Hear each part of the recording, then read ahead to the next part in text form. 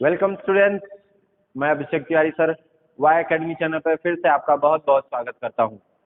आइए इस सेशन को कंटिन्यू करते हैं। जो चैप्टर हम डील कर रहे हैं मेजरमेंट ऑफ मैटर, उस पर कुछ और बेहतरीन से सवाल करते हैं। तो चलिए इस सेशन को शुरू करते हैं। तो आइए शुरू करते हैं पहला क्वेश्चन से। क्या पूछ रहा है आपको? In the ground state an element has 13 electrons in its M shell, the element is. ठीक है, आपको क्या बोल रहा है कि ग्राउंड स्टेट आपको बताना है इस जो भी एलिमेंट प्रेजेंट है कौन सी कॉन्फ़िगरेशन होगी। और एम शेल में कितना प्रेजेंट है आपका? एम शेल में आपका कितने इलेक्ट्रॉन प्रेजेंट है? 13। ठीक है, तो आपको ऑप्शन जो दिए गए हैं, पहला ऑप्शन कॉपर है, दूसरा ऑप्शन क्रोमियम है, तीसरा ऑप्शन निकल है, चौथा ऑप्शन आयरन है। ठीक है, तो आपको क्या कह रहा है? आपको एम शेल में कितने इलेक्ट्रॉन्स है? ठीक है, 13 है। कितने हैं? 13। तो आइए चेक करते हैं। ये जितने भी एलिमेंट दिए हैं आपको कौन सी सीरीज के दिए हैं? 3D series. ठीक है, 3D सीरीज के। कौन सी सीरीज के? 3D। तो ये देख लेते हैं। Scandium, titanium, vanadium, chromium, manganese, Fe, cobalt, nickel, copper, zinc. ठीक है, these are the 3D series element. इसके कॉन्फ़िगरेशन लिख लेते हैं हम लोग।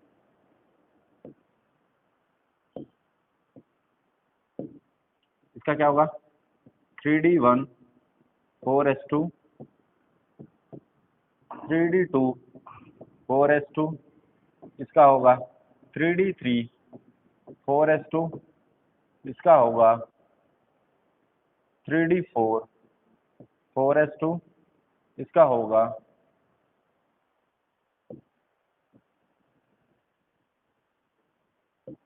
3D5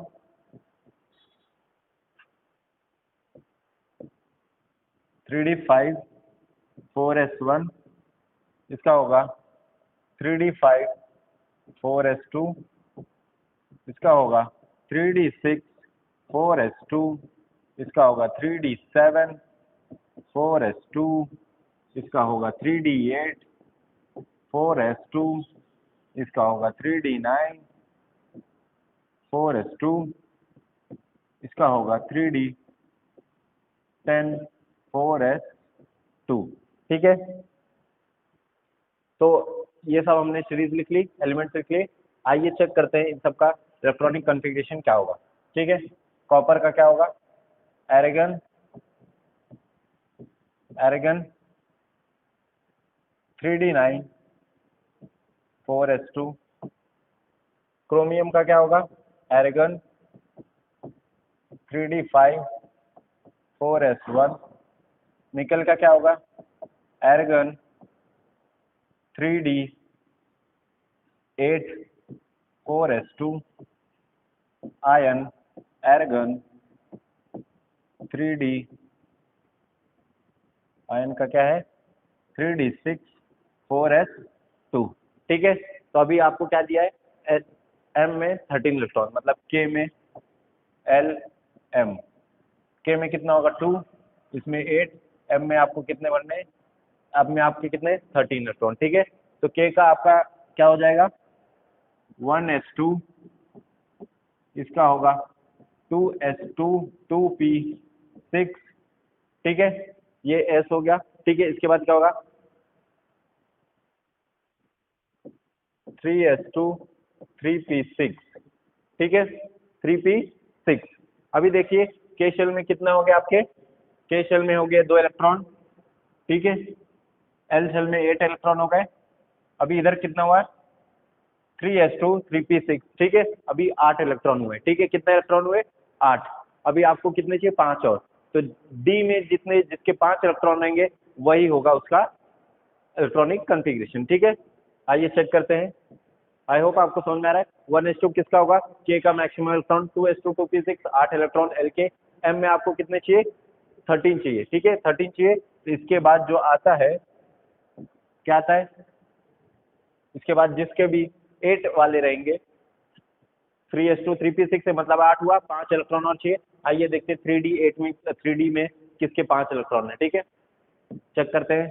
3D9 है, इसका 9 हमें नहीं चाहिए। ठीक है, 9 है, नहीं चाहिए। 3D5 है, ये चल जाएगा। 8 नहीं चाहिए, 6 नहीं चाहिए, क्यों?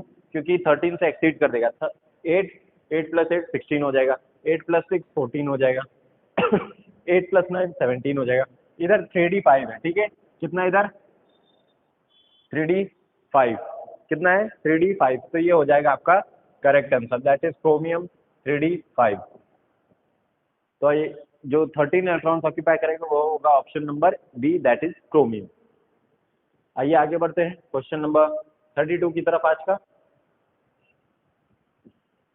क्या कह रहा है? The two electrons of the same orbital can be distinguished by, ठीक है, two electrons of same orbital can be distinguished by, ठीक है। तो पहला option principal quantum number, second option azimuthal quantum number, third option spin quantum number, fourth magnetic quantum number, ठीक है, magnetic quantum number, ठीक है। आइए चेक कर लेते हैं इसका करेक्ट आंसर क्या होगा।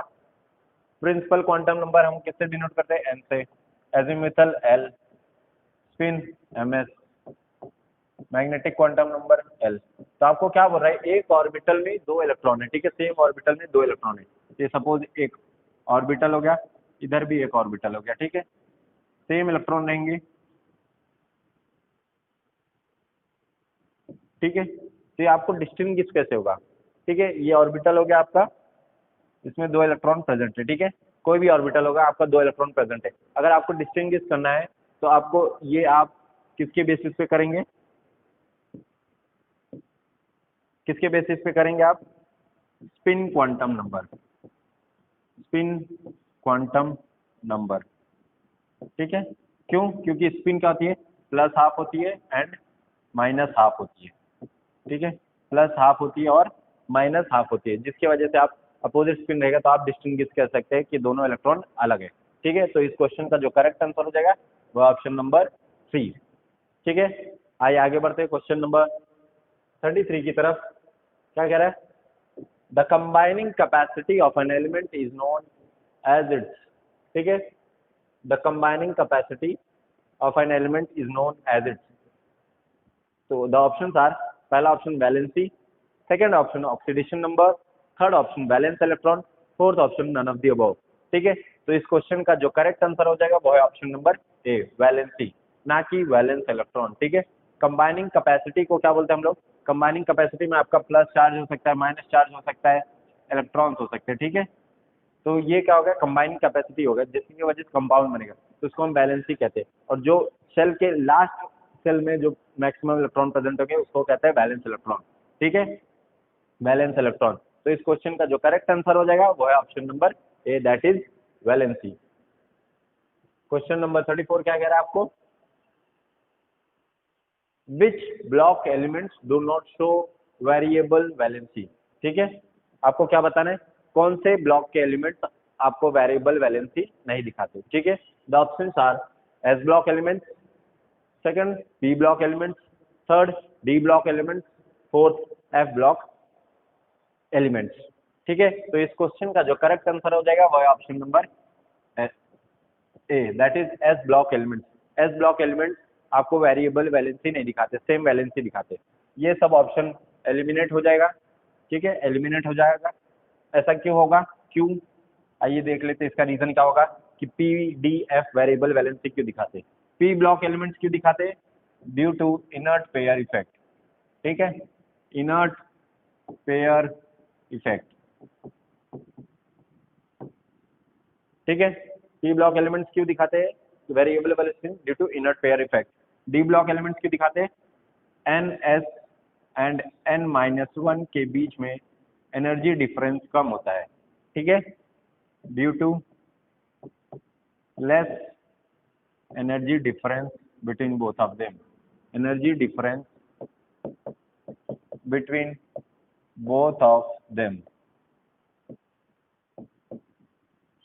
ठीक है। तो ये क्या रीजन हुआ पी डी ब्लॉक का कि NS और n-1 के बीच में एनर्जी डिफरेंस कम होता है।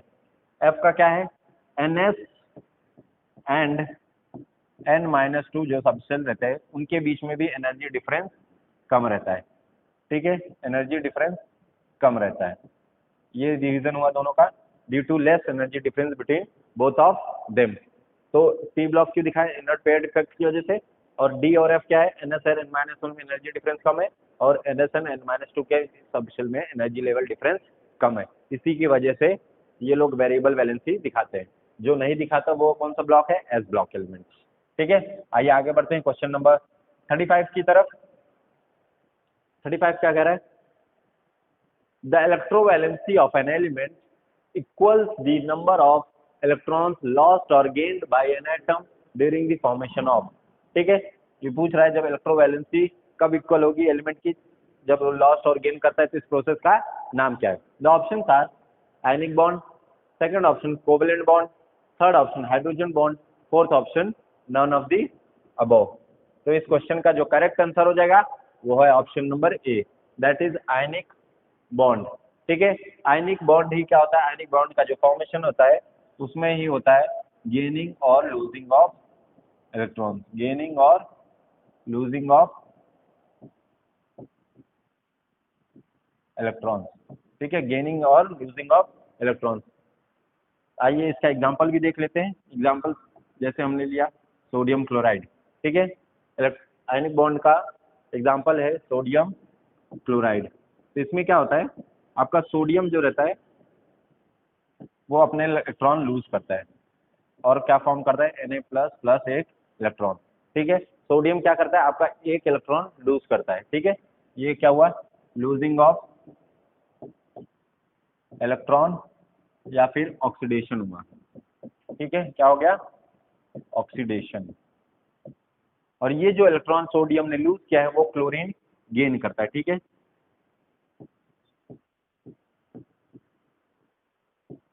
ठीक है, क्या करता है, क्लोरीन गेन कर लेता है। ठीक है, तो ये क्या होगा, गेनिंग ऑफ इलेक्ट्रॉन्स या फिर इसको कहते हैं रिडक्शन। ठीक है, तो हमने देखा लूज और गेन किस में हो रहा है, आयनिक बॉन्ड में। तो इसका एग्जांपल NaCl था। ठीक है, अगर ऑक्सीडेशन क्या होता है, लॉस ऑफ ऑक्सीडेशन। इधर अगर ऑक्सीडेशन स्टेट निकालूं सोडियम का 0 है और इधर कितना है, +1। तो दिख रहा है हमें 0 से +1 गया, मतलब किसका क्या हुआ, ऑक्सीडेशन ऑक्सीडेशन ऑक्सीडेशन हुआ है। इधर क्या हो गया, -1 है। ठीक है, इलेक्ट्रॉन इधर क्या है, क्लोरीन कितना है, क्लोरीन कितना है, 0। 0 से ऑक्सीडेशन स्टेट कितनी चेंज हुई, -1। दिख रहा है हमें ऑक्सीडेशन स्टेट कम हुई, तो ये क्या होगा, रिडक्शन होगा। ठीक है, क्या होगा, रिडक्शन होगा। तो ये रहा हमारा जो इलेक्ट्रॉन लूज और गेन करता है उसका क्या होता है, आयनिक बॉन्ड फॉर्म होता है। ठीक है, कोवलेंट बॉन्ड क्या होता है, शेयरिंग ऑफ इलेक्ट्रॉन होता है।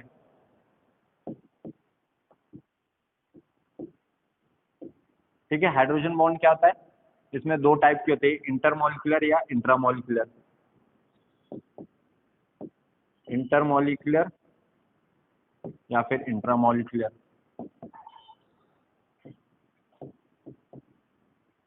ठीक है, इंटरमॉलिक्यूलर या फिर इंट्रामॉलिक्यूलर। इंटर मतलब मॉलिक्यूल के सेम अंदर ही बनेगा और इंट्रामॉलिक्यूलर हाइड्रोजन का बॉन्ड कब बनता है, मॉलिक्यूल के बाहर जब वो बॉन्डिंग बनाएगा।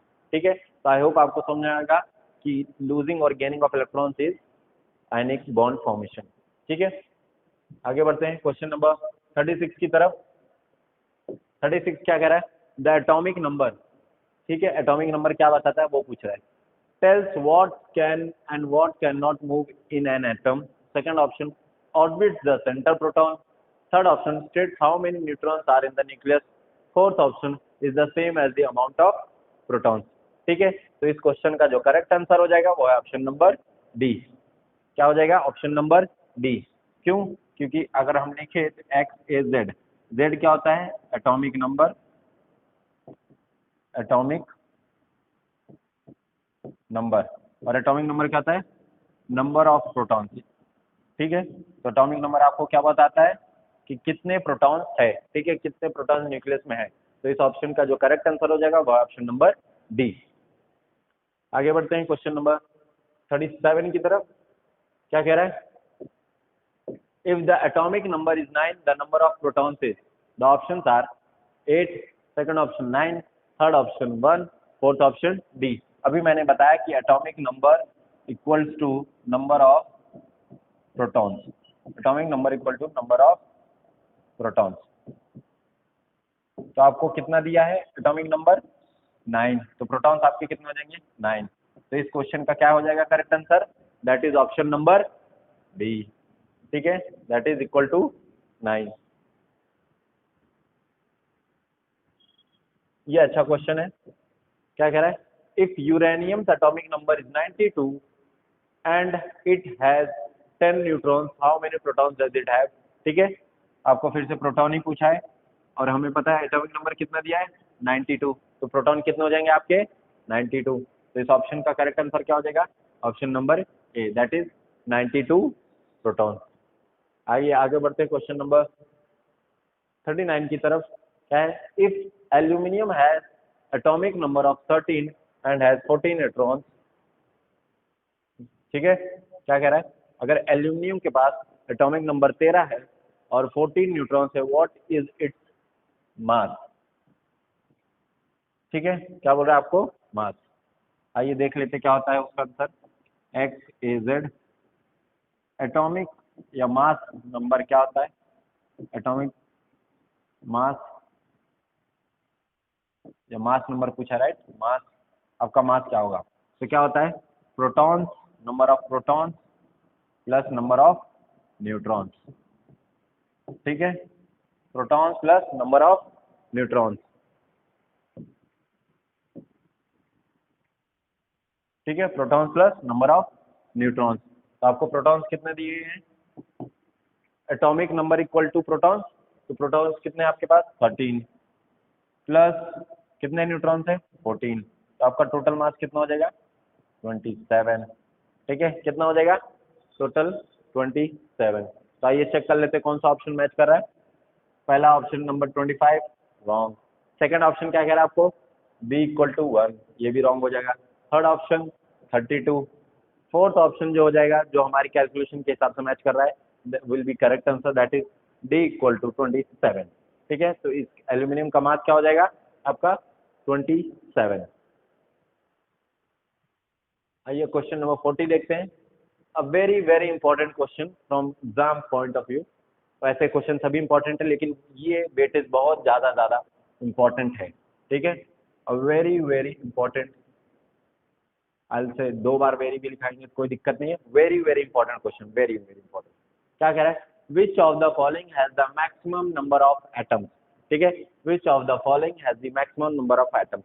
पहला option 18 gram of water, second option 18 gram of oxygen, third option 18 gram of carbon dioxide, fourth option 18 gram of CH4।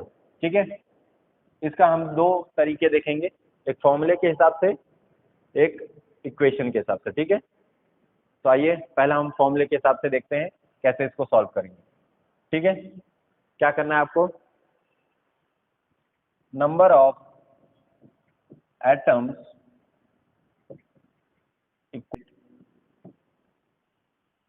Upon molecular weight into Avogadro's number into number of atoms। ठीक है, ये formula लगा के हमें check करना है कि number of atoms कितने आएंगे। ये नंबर ऑफ एटम्स क्या है, जो भी आपको कंपाउंड दिया है। ठीक है, और ये नंबर ऑफ एटम्स क्या है कि उसमें कितना प्रेजेंट है। ठीक है, दोनों में डिफरेंस है। तो आइए 1 बाय 1 चेक करते हैं। पहला 18 ग्राम ऑफ वाटर चेक कर रहे हैं। ठीक है, गिवन वेट कितना है आपको 18 ग्राम, वाटर का कितना मॉलिक्यूलर वेट होता है 18 ग्राम पर मोल। ठीक है, एवोगाड्रोस नंबर 6.023 इंटू 10⁻23 एटम्स पर मोल। ठीक है, into number of atoms, water में कितने 3।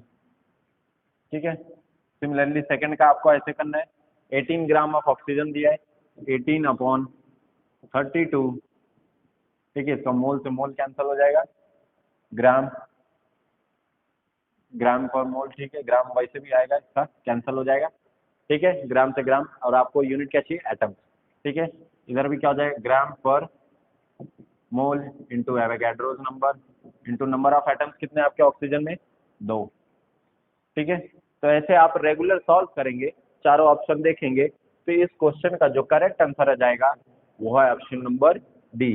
ठीक है, जब इसको आप सॉल्व करेंगे, इसकी कुछ तो वैल्यू होगी, इसकी भी कुछ वैल्यू आएगी, ठीक है। इसको जब आप सॉल्व करेंगे, इसकी कितना आएगी, 18 से 18 कैंसिल, तो 1 इंटू 6.023, 6.023 इंटू 10⁻23 इंटू 3 एटम्स, ठीक है, ये आएगा। इसका क्या आएगा, ऐसे आप डिवाइड कर लीजिए, 2 9 18, 2 16 32, ठीक है, तो 9 2 18, ऐसे आप इसको सॉल्व करेंगे तो सबसे आप देखेंगे सबसे ज़्यादा किसका आएगा, 18 ग्राम ऑफ मीथेन का, ठीक है। तो आइए उसका सॉल्व कर लेते हैं ताकि आपको कंपैरिजन करने में आसानी रहेगा अगर आपने खुद से सॉल्व किया। और मैं आपको हमेशा करता हूँ, आपको हैंड एंड हैंड कैलकुलेशन आपके ज़रूरी है, ठीक है। आप कैलकुलेशन अपना चेक करिए, हमेशा अधिकतर ऐसा होता है कि कैलकुलेशन में रॉन्ग आंसर्स करते हैं, ठीक है। भले ही वो प्लस माइनस हो, मल्टीप्लाई या डिवाइड हो, आपको हर एक कैलकुलेशन हाथ से चेक करके देखनी है। तो आइए चेक कर लेते हैं इसका क्या होगा। ऑप्शन नंबर 4 का कितने एटम्स आएंगे, ठीक है, क्या है, 18 ग्राम है। CH4 का कितना होगा, कार्बन का 12, हाइड्रोजन का 4, एक हाइड्रोजन एक करेगा तो 4 हाइड्रोजन 4, तो मतलब 16 ग्राम पर mole into Avogadro's number into कितने एटम्स है, 5, ठीक है, कितने एटम्स है, 5, क्लियर। तो ये आप सॉल्व करेंगे कितना आएगा, आइए सॉल्व करके देख लेते हैं इसको। 2 9 18, 2 8 16, तो इसका क्या होगा, 45 इंटू एवोगाड्रोस नंबर अपॉन 8, ठीक है, कितना, 9 5 45 अपॉन 8, तो 8 5 40, 5 पॉइंट कुछ तो आएगा, ठीक है, 5.6 Na, ठीक है, इतना एटम्स कंटेन करेगा, ठीक है। इसका कितना है, इसको हम सॉल्व करें तो कितना आएगा, 3, इसको अगर सॉल्व करें तो कितना आएगा,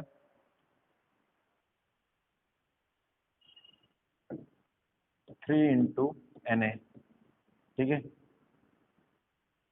वाटर का कितने एटम्स है, 3 टाइम्स एवोगाड्रोस नंबर। मीथेन का कितना है, 5.6 टाइम्स एवोगाड्रोस नंबर। इसका कितना होगा,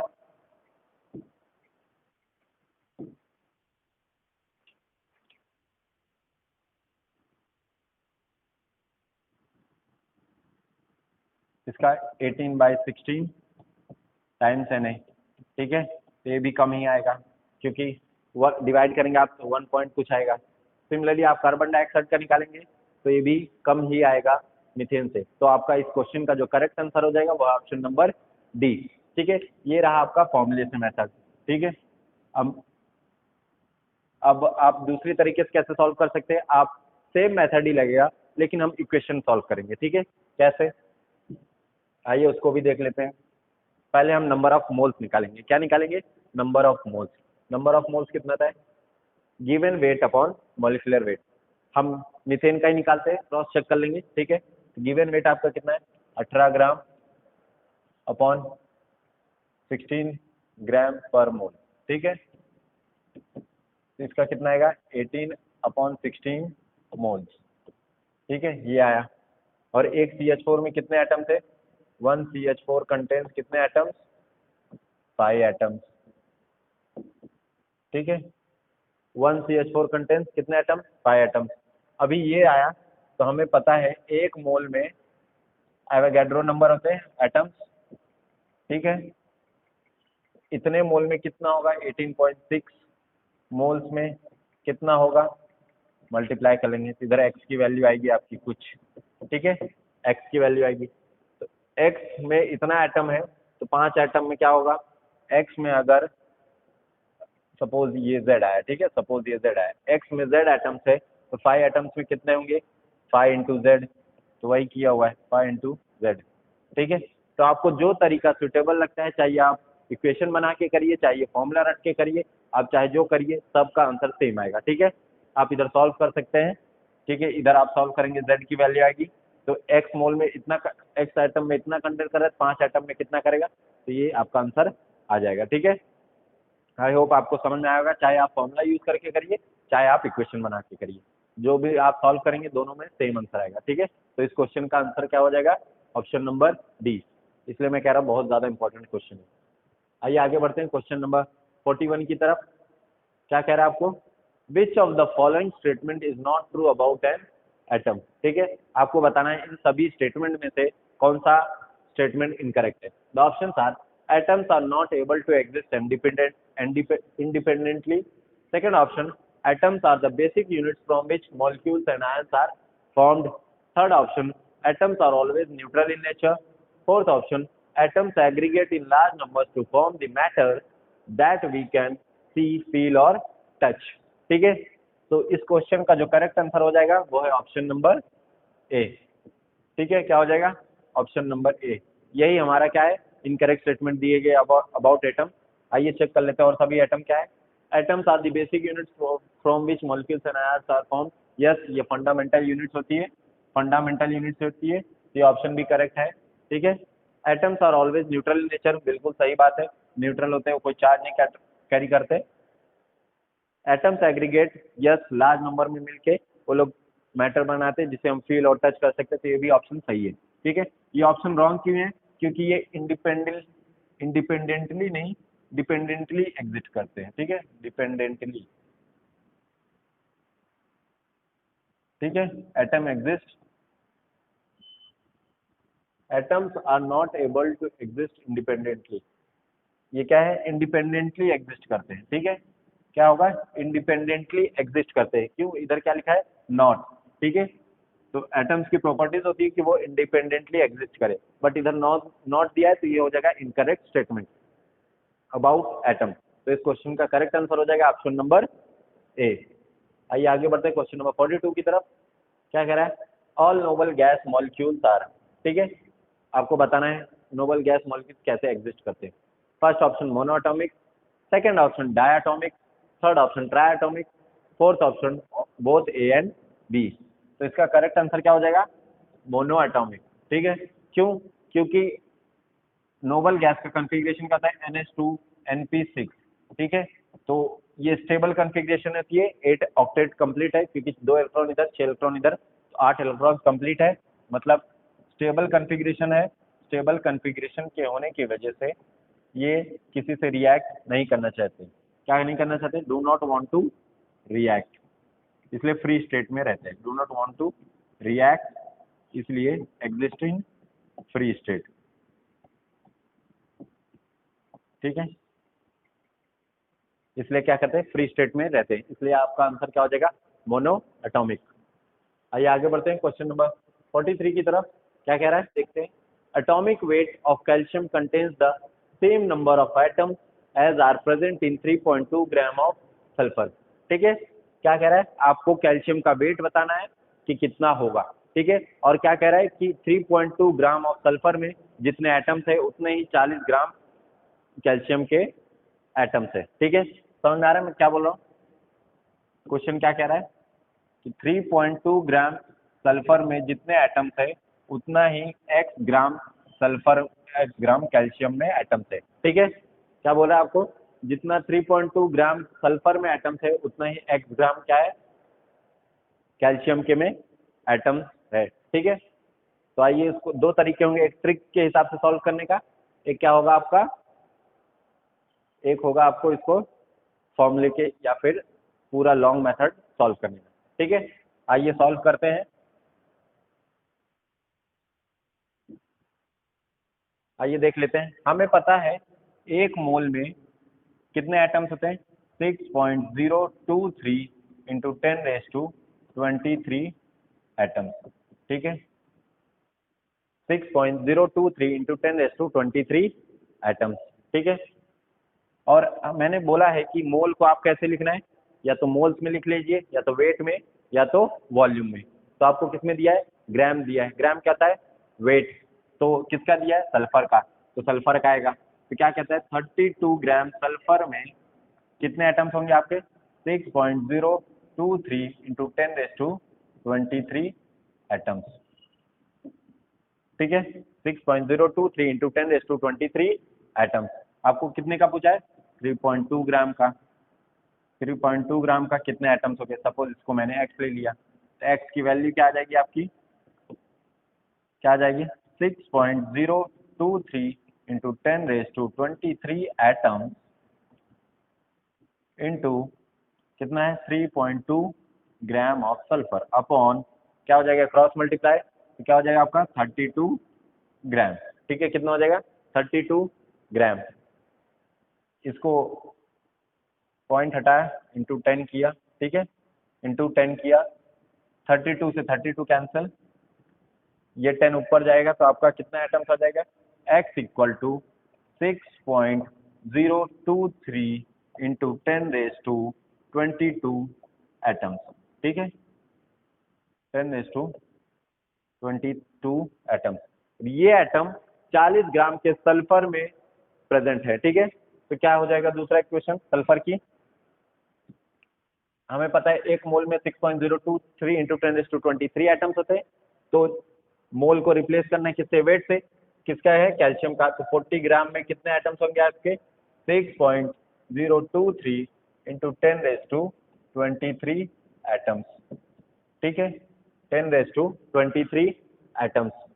आपको कितना है इसका वेट निकालना है, क्योंकि दिख रहा है आपको what is the wait of calcium, तो उसको सपोज मैं वाई ले लेता हूँ, वाई। अब ये इधर एटम्स नहीं निकालना है, क्योंकि इसने बोला है कि इतने सारे एटम्स 40 ग्राम में प्रेजेंट है, तो ये रिप्लेस क्या हो जाएगा? 6.022 इंटू 10⁻22 एटम्स। ठीक है, अभी आपके पास तरीका होता है, या तो आप क्रॉस मल्टीप्लाई कर लीजिए, ठीक है, या तो क्रॉस मल्टीप्लाई कर लीजिए, या तो क्या कर लीजिए? Ratio method. अगर रेशियो मेथड कर रहे हैं तो आपको ऐसे करना पड़ेगा, 6.023 से 6.023 कैंसिल, ये 23 से 23 कैंसिल, इधर क्या बचेगा? 10। ठीक है, 10 4 ज़ा 40। ठीक है, 10 4 ज़ा 40। तो y क्या है आपका? 4 ग्राम। ठीक है, y क्या है आपका? 4 ग्राम। ठीक है, कितना है? 4 ग्राम। तो कैल्शियम का तो क्या हुआ? मतलब 3.2 ग्राम सल्फर में जब 4 ग्राम कैल्शियम डालेंगे तो सेम नंबर ऑफ एटम्स आएगा। इसका मतलब क्या हुआ? 3.2 gram of sulphur will contain equal number of atom कितना है? 4 ग्राम of calcium excuse me calcium में। ठीक है, 4 ग्राम ऑफ कैल्शियम में कंटेन करेगा तब आएगा। आइए ऑप्शन चेक कर लेते हैं। ऑप्शन क्या कह रहा है? फर्स्ट ऑप्शन 8 ग्राम, ये वाला कैंसिल। सेकेंड ऑप्शन ही 4 ग्राम है, तो ये हमारा हो जाएगा करेक्ट आंसर। ठीक है, करेक्ट आंसर। ठीक है, ये रहा लॉन्ग कट तरीका। आइए शॉर्टकट तरीका भी देख लेते हैं।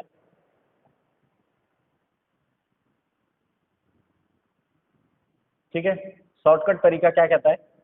आप नंबर ऑफ मोल्स निकाल लीजिए। ठीक है, क्या कर लीजिए? Number of moles. ठीक है, नंबर ऑफ मोल्स, ये बात ध्यान रखिए, जितने ज्यादा नंबर ऑफ मोल्स रहेंगे उतना ज्यादा आपका क्या होगा? वेट होगा। ठीक है, ठीक है, क्या है? 3.2 ग्राम ऑफ सल्फर है equal to x gram of calcium है। ठीक है, तो नंबर ऑफ मोल्स क्या होता है? Given weight upon molecular weight. तो सल्फर का कितना वेट दिया आपको? 3.2 अपॉन मॉलिक्यूलर वेट कितना होता है? ये ग्राम होगा। ये सल्फर कितना होता है? 32 ग्राम पर मोल। अभी आपको इसका वेट निकालना है, गिवन वेट, तो उसको x ग्राम मान लेते हैं। कैल्शियम का कितना होता है? 40 ग्राम।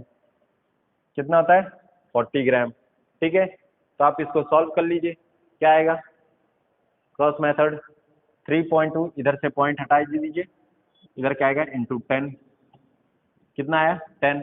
ठीक है, अभी क्या करना है? 32 से 32 आपका कैंसिल, ग्राम से ग्राम कैंसिल, इधर भी ग्राम पर मोल रहेगा वो भी कैंसिल हो जाएगा। ठीक है, इधर ग्राम पर मोल रहेगा वो भी कैंसिल हो जाएगा। तो आपको ग्राम यूनिट चाहिए थी, ग्राम आ गई, तो 10 1 ज़ा 10, 10 4 ज़ा 40। तो आपका इधर भी शॉर्टकट तरीके से एक्स में कितना ग्राम आया? 4 ग्राम। ठीक है, तो आप कोई भी तरीका अपना सकते हैं, कि कौन सा तरीका? मुझे लगता है ये ट्रिक वाला अपनाइए, आपको टाइम कंज्यूम हो जाएगा उतने लंबे करने में, तो आप ट्रिक अपनाइए ताकि आप शॉर्टकट में आंसर निकाल सके। बट आपको कॉन्सेप्ट याद रखना है, क्योंकि अगर कभी कभी हो सकता है कि आप ट्रिक भूल जाएं, पर कॉन्सेप्ट आपका सही रहना चाहिए। ठीक है, तो इस क्वेश्चन का जो करेक्ट आंसर हो जाएगा वो ऑप्शन नंबर बी। ठीक है, ऑप्शन नंबर बी। ठीक है, आज के सेशन का यही लास्ट क्वेश्चन था। इस सेशन को आज इधर ही खत्म करते हैं। कल हम फिर प्रस्तुत होंगे कुछ अच्छे और बेहतरीन क्वेश्चन के साथ। तब तक के लिए थैंक यू, हैप्पी लर्निंग।